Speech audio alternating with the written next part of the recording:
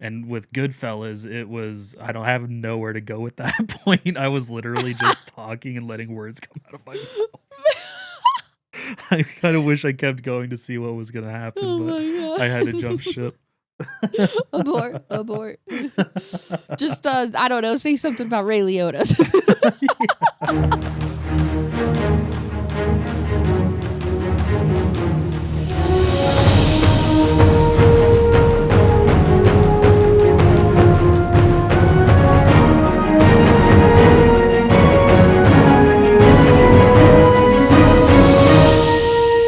Welcome to Couchlock, your number one movie podcast. If you haven't yet, please like, follow, and subscribe everywhere at Couchlock Pod, because we are about to lock it in.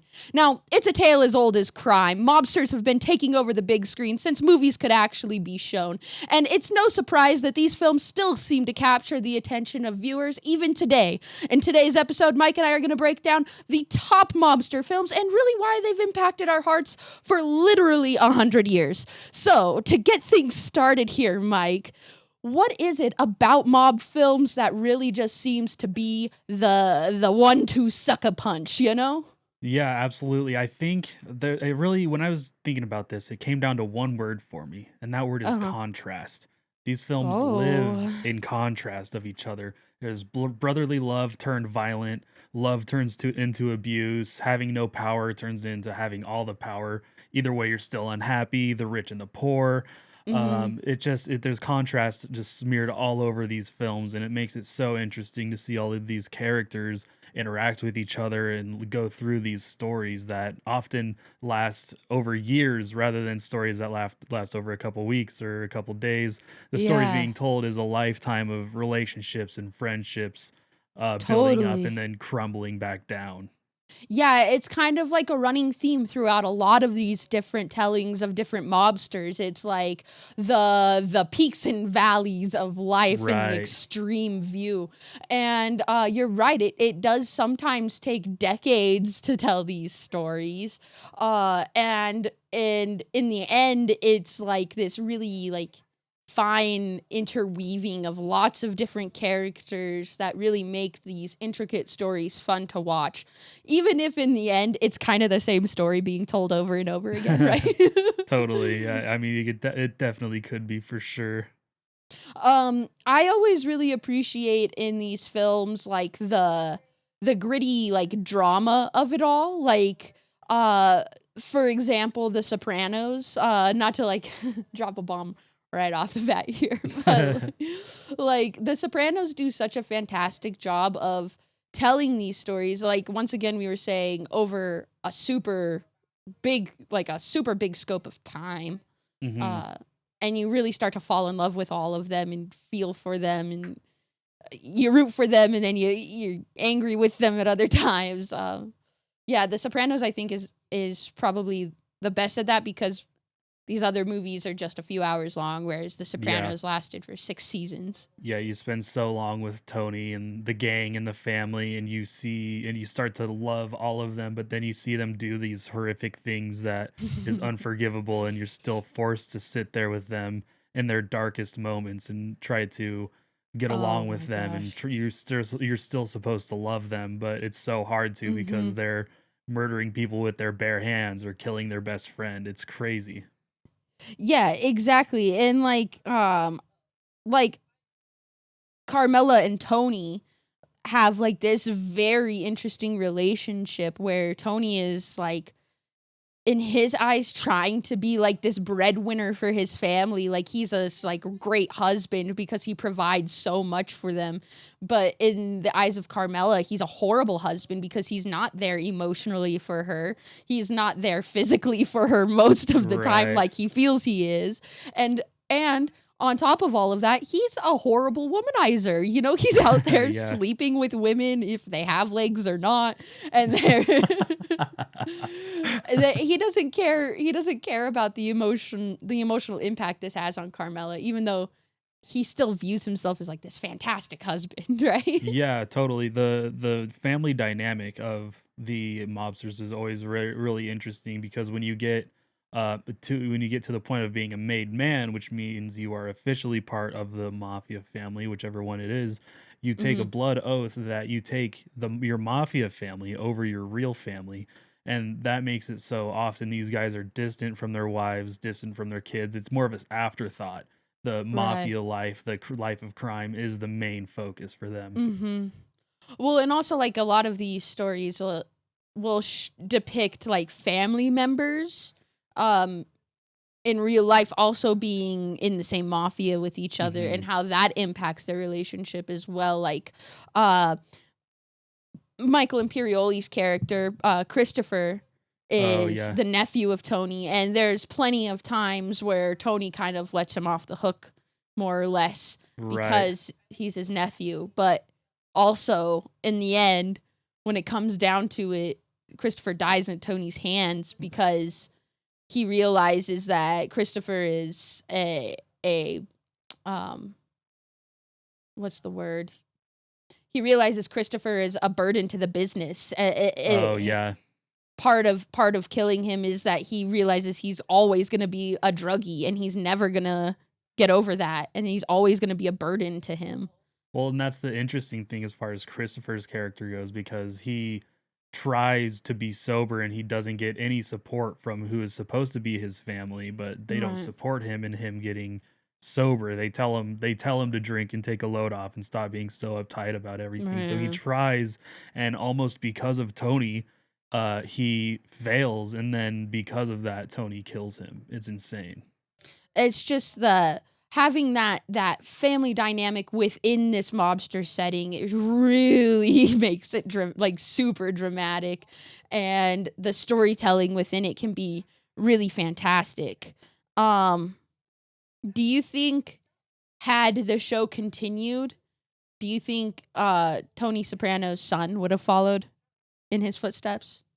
I think he would. Towards the end of the series, he was kind of falling into those traps of uh loaning money or beating people up for money, or like holding Mhm. parties and making people pay him, and just kind of starting to live that lifestyle. But throughout, it's also kind of an interesting mirror to Michael Corleone in The Godfather 2, and like what you were talking about, the rise Mm. and fall of him in as far as his place in the family. Uh what's Tony's kid's name? I'm fucking blanking it for some reason. Oh, golly, it is. AJ. It's not AJ Summer, Soprano. it's AJ. Yes. Um AJ Soprano was always the opposite of that, and he even says to Tony at one point that he talks about how he loves The Godfather so much because the son is the his favorite part is the son rising up to power, and AJ Mm. always wanted to be that for Tony, but he doesn't think he could. But he also started to kind of do some sort of things like that. So I really don't know how that would have turned out. Yeah, because I think that was part of Tony's anxiety issues throughout the series. We watch him suffer Hmm. from like this deep anxiety that he's going to a therapist about, taking medication for. And I think part of it is a fear that AJ is going to follow him into this life. And was it a mistake for him to be in this life? Does he Right. want to be doing these things? Uh, and if he thinks about it too much, he has like crazy panic attacks. Yeah, uh, absolutely. so I think he too recognizes like, okay, maybe this does exist within AJ too. This is just a continuation. Like this will always just be trickling down the family It's line. cyclical. Yeah, exactly. Which is interesting how they leave that series in that final scene, right? Which is just in that diner. The family gathers for a dinner. There's a number of suspicious people, though, Yeah. looking menacingly over at Tony. Yeah, and then the famous cut to black is always just seared into the minds of everyone who watched that show. Right. I think another thing that makes this genre so insanely entertaining is the side characters, because Oh yeah, I mean, it's Sopranos, but Scorsese is a master at this. You get bro. background on all of the side characters. You know where they're going, what they're doing, why they're doing it. You know Mm-hmm. their family situation. You know their friend situation. You know what their temper level is at. You get a 360-degree view of every character on screen. So Right. you know them more, and when the inevitable clash between these characters happens, there's so much more weight Hmm. to it. And it's interesting because sometimes directors try to do that and they fail miserably, and the results are just like this hard to decipher Hmm. kind of slop, right? But Scorsese, time and time again, delivers these films where the side characters are just as developed as any of the main characters, and it's all for purpose. Totally. Um, Mobster films have always been like this sort of telling of like an underdog, right? Like the anti-hero in a lot of cases. Uh I think Scorsese is kind of the master of writing that character in a way that makes you like love them, you know what I Yeah, mean? Um 100%. you just recently watched The Departed, right? I did for the first time. Yes, dude. Okay, what did you think about this film? Cuz it kind of hits on a lot of the points we're talking about as far as a Scorsese Absolutely. movie. Yeah, absolutely. It was definitely, I wasn't sure what to expect, and I just walked away needing more. I wanted to spend more time in it. And I Mm. need to watch it again because the plot is so interweaving and crazy. There was points where I was like, I don't know what's going on right Oh, now. And it was an wow. intentional decision to leave me in the dark. But now that I know what happens, I want to watch it again. The Mhm. amazing performances. The That's another thing with all movies is that the performances are always amazing. They always get the best actors, and it often leads to a award for them. But what made me think of that was Jack Nicholson in that movie is just insanely Oh, fun to yes. watch. And a perfect example of how you really kind of like start to feel empathy for a really bad dude at the end of the day, Totally. like Yeah, speaking of Frank contrast, is not good, you know? yeah, totally. Yeah, the contrast of that movie is there is good and evil, and they're wearing each other's masks almost. It's so Yes. interesting. Yeah, this concept of good and evil and holding a mirror up to yourself and what side are you Totally. actually on. Matt Damon's character Colin Sullivan is like fantastic in this movie. I think there's so many little nuances to his character that you don't catch in that first viewing, that when you Mhm. go back and you understand his positioning, it is like, oh wow, the that was actually played off very, very well. Yeah, it's the thing with Scorsese is that there's so much detail to his movies, but they have to be very nuanced, and you can't draw attention to the details because then it feels like it doesn't exist. It feels like it's Right. intentionally placed, but it's also not the details aren't in the spotlight, and that's what sort of makes it Right. feel lived in. That's why we know the characters so well because of the details. Right. Well, and like you were kind of explaining, like these actors' performances and their ability to sell those Mhm. details to you is like key in these instances. I think that's why like heist movies, like the ocean movies, Oh, can yeah. feel kind of like corny at times. Like they almost feel like they fit into this like mobster crime kind of genre, but the acting in them isn't supportive enough to sell the dramatic parts. You know what I Yeah, mean? I And totally get so that. and so they kind of separate themselves there. Whereas like you have heavy hitters like Robert De Niro, Joe Pesci, like the Mhm. OGs, Al Pacino's, that these guys just deliver this performance like solidly time and time again. Yeah, and I think another thing that really makes these films so fun and like the drama in these films so excellent is how everything is very ceremonial. When you have to have a sit down with the boss, and you have these amazing actors working Mhm. together, and there's so much tension in the story, and they really start to play off of each other. And they're safe, but it's purely emotional driven and dialogue Yeah. driven. So they just get a chance to flex their acting muscles. It's excellent. Oh, yeah. Especially when they're not afraid to just kill someone off. You know what I mean? Yeah, totally. When And yeah, nobody's that's safe. that's the thing. Nobody's safe. Death is their leverage. That's how they keep people in line, and they throw it around like nothing. Oh, yeah, a good territory mobster and duke 'em out. Nuke them. A duke 'em. Speaking of duke 'em out, friggin' Gangs of New York. That was one of my favorites. I don't know. Do you feel like that's a mob film? I guess, yeah. I mean, I wouldn't say that it's not. It definitely has the makings of a mob film, including the crazy interweaving plot. I need to rewatch that one. That's a long ass movie, so I definitely need to Oh yeah. rewatch that. It's another one too that is like has a lot of rewatchable moments just because of the whole like the main character is coming back as an adult version of himself and nobody Mm, really knows who he is, but then there's like a bunch of things. So definitely worth rewatching. But I kind of put it into this category just because of Daniel Day-Lewis's oh performance as yeah, Bill the Butcher. my God. Uh Oh my God. To love somebody and to be deathly afraid of somebody all at once. He did such a good job in that performance. And even in like the very physical like combat scenes, he's selling those moments. In the very delicate, like the scene where um Bill is talking to Amsterdam in the bedroom and they're just having Mm, like this very delicate conversation and Bill kind of opens up to him a little bit. Like he's selling those super dramatic monologues too. yeah, for Uh sure. so even though it's not like the hey Italian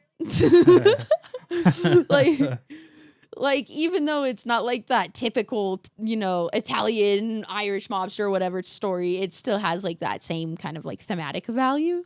hmm Uh, yeah, definitely top contender for me for favorite. 100%. And it also kind of going off of what you're saying about infiltrating a group, and a lot of these mob films deal with rats, and the rats are Oh, the main characters' friends, and they have lifetime, like we were saying, they have lifetime of stories and experiences together.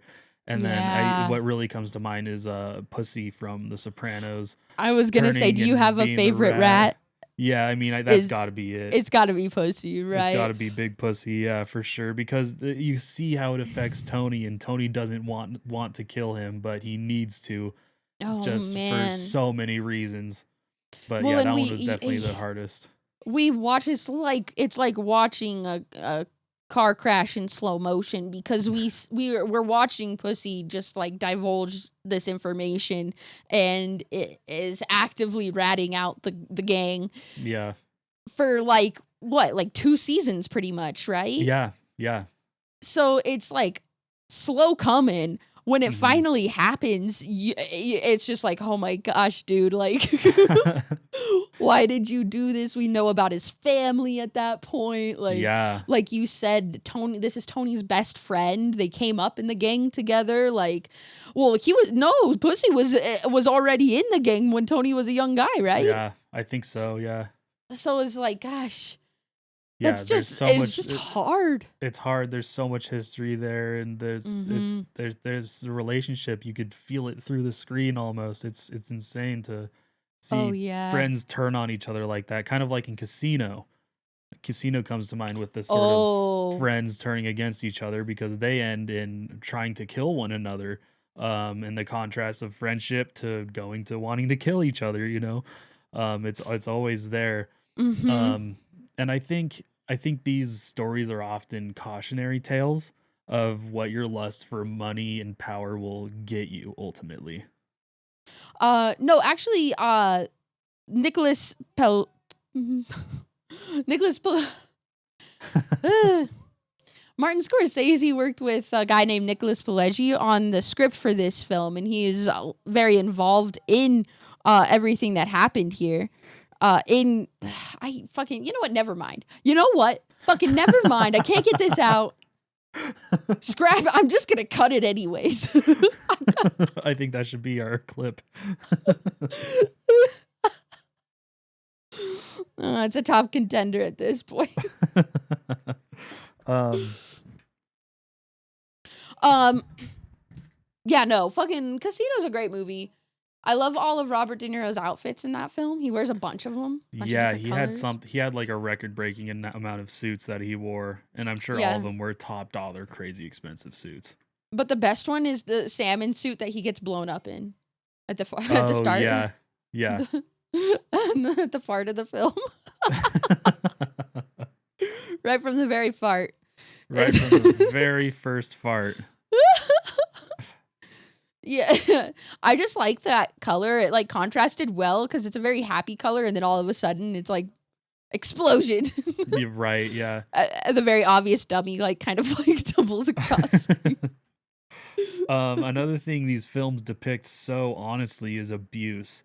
Because the Oh, mobsters are often abusive to their kids and their wives, oh. and they can never really be happy with what they have. They always want Hmm. more. Oftentimes, when these films start, they have a wife that they already show signs of abuse to. True. But then they meet the beautiful new girl, and it's all happy, and you almost forget that that little demon lives inside of them. And then the story Right? goes on, and they become incomplacent again, or incomplacent again, and they start to show those signs of abuse again, and then they go cheat on her again with another woman. Like Hmm. it's a vicious cycle. Yeah, what do they call him in The Sopranos? Guma, The the Guma. Gumas You already have a Guma? or Goomba. Yeah, a Goomba. Yeah, it is kind of like one of the it's usually the first for me. It's like that's the first thing that they do that I'm like, "Oh, you're a bad person." Yeah, A lot of the times before that, it's like them like stealing vans of like computers or some shit, and I'm like, like "Okay, well that might just be boxes of business." cigarettes or something. Yeah, exactly. But then they go home and they're just like horribly abusive to their wife. I'm like, "Oh, Right. okay, yeah, actually you're a bad guy, huh? You're not so good." There it is. There it is. That's the one I know.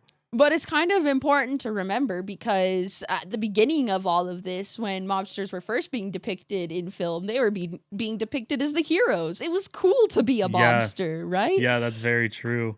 Yeah, that's Yeah. and that sort of came from hold on, let me and that sort of came from like the social and economic instability by the Great Depression, and it sort of cemented the organized crime subculture to be like a hero, like you're making your own path. Right, right. And turns out that's not what it's like. Yeah, turns out that's not true. Spoiler. So it makes sense that like when the Hays codes came around, part of that was like let's clean up how we're portraying some of these people in film. Like we can't actively be searching for Al Pacino while you're making a movie about him. Yeah, yeah, This is true. really setting like a bad tone here for our Yeah, there was some weird investigation. stuff with the Hayes Code too, because it was written. Part of it was written by a Jesuit priest I remember reading, and they Oh, put in a interesting. bunch of like Catholic and Christian undertones about like same sex marriage and Oh, damn. alcohol, drug use, and sort of just censorship in general was kind of heavy Right, in that. right. Maybe perhaps a bit too far. Well, Yeah, nowadays we've got our standard movie rating system, yeah, which kind of lays things out a little bit more yeah, and it clearly. sort of came from this Hayes Code Right, ordeal. right, right. But at the end of the day, we really couldn't be making like mobster films and having them be the hero. So then we kind of had like this dramatic shift in tone where they Right. became these more gritty tellings of like a cautionary tale of don't follow this life because you're Yeah, going to end up totally. dead or in jail. Pretty much. Yeah, those are the two options. Mhm. Yeah. I always thought that was kind of interesting. Um Especially like The Godfather, when you really look at it, it definitely has like a lot of violence in it for sure. But it's not like a lot of it is like suggestive, or it's not anywhere as gruesome as what like mob movies are showing nowadays. Yeah, yeah, that's Um, very true. but a lot of it really depended on like dramatic monologuing and like back and forth in offices and Yeah, a lot of administrative almost kind of yeah. dialogue. Yeah, so it's just very interesting because this is obviously one of the like top rated movies of all time anywhere Yeah, you well, look. it's so interesting because if you Google greatest films of all time, a lot of them are mob films. You see The Hmm, Godfather, obviously. You see sure. Goodfellas. You see Pulp Fiction, The Irishman, Reservoir Dogs. And like it's just such a great canvas to paint an amazing story on that people just love. Dang, you just like listed off a bunch of heavy hitters I really too. did, Like yeah. Oh wow. Yeah, Goodfellas, I feel like that's like the majority. If you ask somebody like what's your favorite mob movie? I feel like Hmm. majority of people say Goodfellas.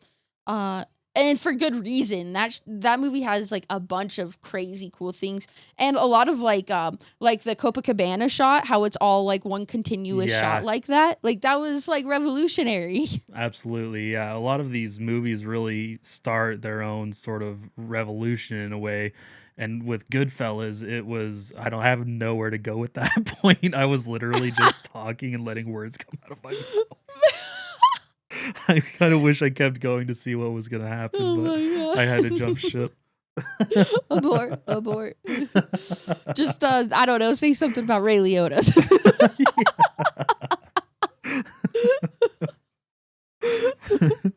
Oh my god.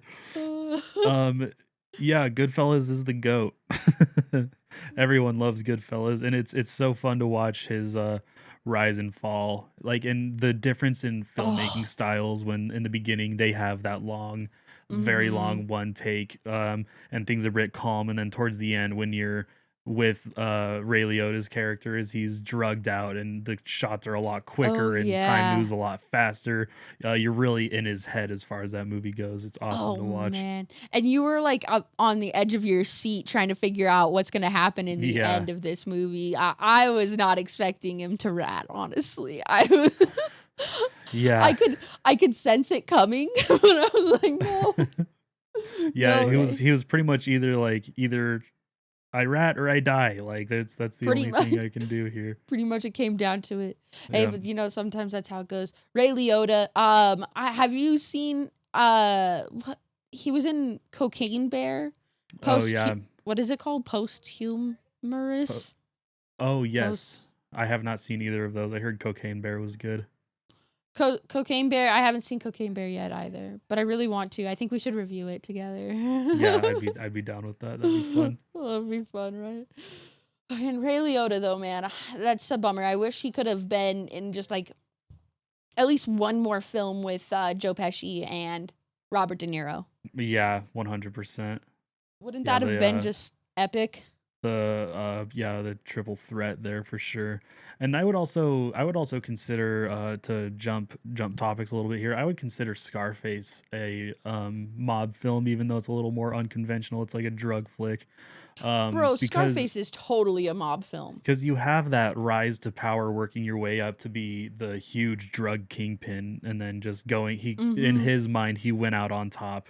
Um Oh yeah.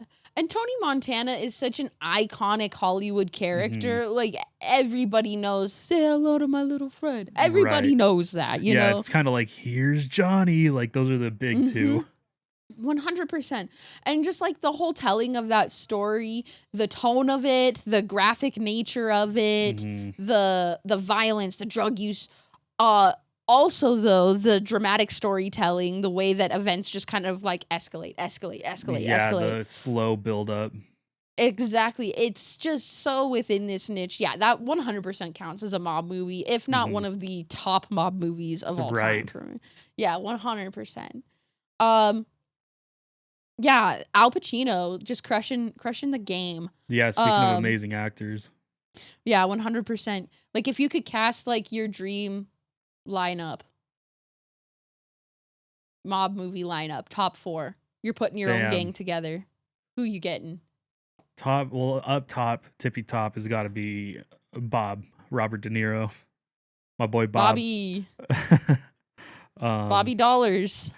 yeah, Robert De Niro is so good. And then up next, I'd have to put Joe Pesci up there. He's my favorite. He's one of my favorite wise guys. Mhm. He makes everything better. He's a spitfire, bro. Under that, I would probably put I really liked watching Leonardo DiCaprio in The Departed. It was a Oh little yeah. different. He wasn't like Italian American, obviously. He was more like an Irish American mob. Mhm. But that was really fun to watch. Yeah, And then 100%. yeah, I mean Al Pacino, you have him in Scarface, you have him in The Godfather, and you have him in The Irishman. He is the mob guy for sure. It's funny with The mob guy. all these actors have built their careers off of these films. Yeah, it is interesting. I was talking about this the other day with a friend, how Robert De Niro in his like more senior phase of his career has kind of resorted to these like comedy movies. Like he did that Mhm. Bad Grandpa comedy with Zac Yeah, Efron, right? And it's like, right. man, I really wouldn't have expected that from you.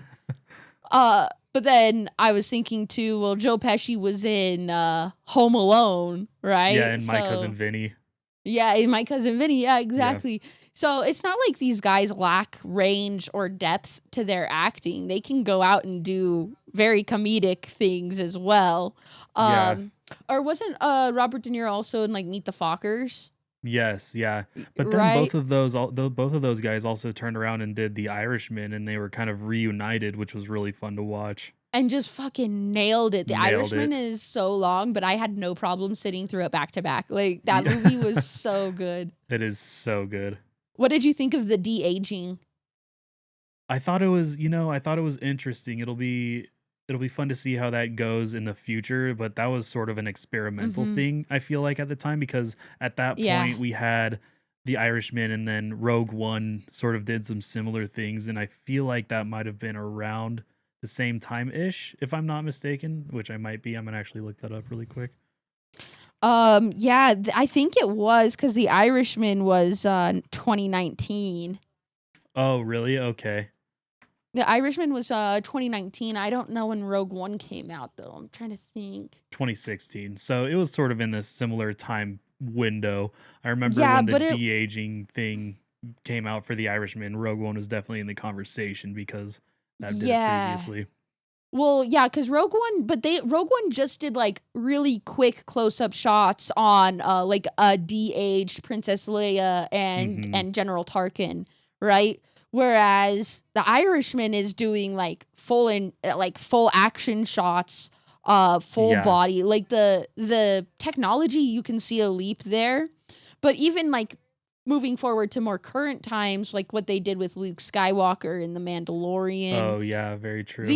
this technology is getting better, and it is interesting to think, okay, well, what could we do with some of these older actors and mob movies in particular, because of their nature to like jump around and on a storyline a bunch of times, Mhm. right?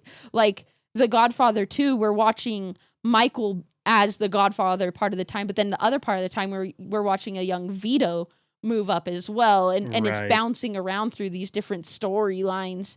um Having this more current technology to make those kinds of things more believable is kind of exciting. It could help keep this genre alive. I hope it does because I don't think we're alone in our love of these movies, and I know that there are some brilliant young filmmakers out there who want to make a story like this. So I Oh hope yeah. I hope that technology will help keep this alive. If not, I think there's going to be some storytellers up and coming that will be able to do that. I certainly hope so, because like you said, this style of movie telling is really exciting, and I it does feel like we are like Scorsese can only tell this story so many times. You know, we do Right. need something to freshen it up. We need to see I who Scorsese inspired. Yes, exactly. Like who's the mentor here? Who's the next phase of the evolution of these films? Mhm. I don't know who's really stepped out as a contender yet. Do you have anybody who you feel is a hopeful that could make like a smash of a mob film? I don't know. I feel like I feel like today's mob film is almost like the drug dramas. We have Breaking Bad, Better Call Saul, and then we Mhm. have the Narcos series, and that almost feels like a replacement for what the Oh, mob sure. mob movies are, because those are sort of a thing. The mafia is a thing of the past at this point, whereas Mhm. drug cartels are very much a thing of the present. So Mhm.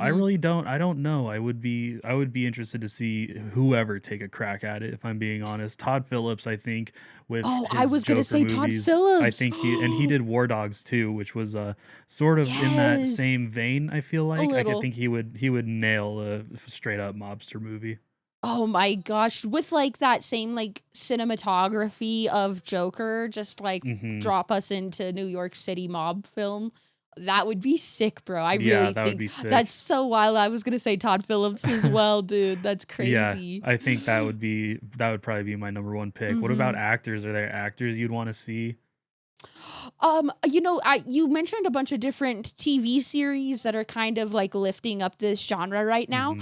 I would argue to throw in Succession to that mix as well. It's Oh not yeah, on the nose like how mobster films are, but the way that it almost feels like these entities have creeped into larger business and even politics. I feel like Succession like is a show that really highlights just horrible people in power, right? yeah, for sure. Um, for me, the guy that plays Logan, the father, the main guy, Brian Cox, he is fantastic. He's a little bit older, so he could play that mob boss figure really well. Okay. And oh my god, does he sell evil? The character of Logan is one of the most spiteful, vengeful characters I have ever seen. He Wow, I'll have to is check it out. I've never oh watched it. Oh my goodness. And the story is dealing with him and his children directly dealing in this business. And so a lot of it is very emotional, and the way that Mm. he's just so cold-blooded even to his own family is it's insane to watch, and it's as sick as it sounds, very entertaining. Wow, that sounds um awesome. yeah, so Brian Cox, he would be definitely like I would throw him in a movie with Robert De Niro and Al Pacino, all Right. of the heavy hitters right now, and he would hold his own That'd be dope. 100%. Yeah, I think so too.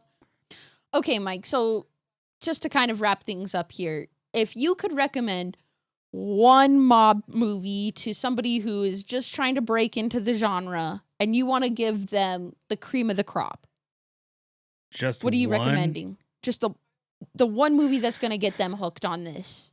Wow. Well, I say if you have the attention span, this is gonna be a sort of out of left. I mean, like I think Goodfellas is the obvious answer, but I don't want to give the obvious answer. My Okay. answer is gonna be Casino. Because I think if you Oh. have the attention span to sit there, it's a 3 hour long movie, it's long.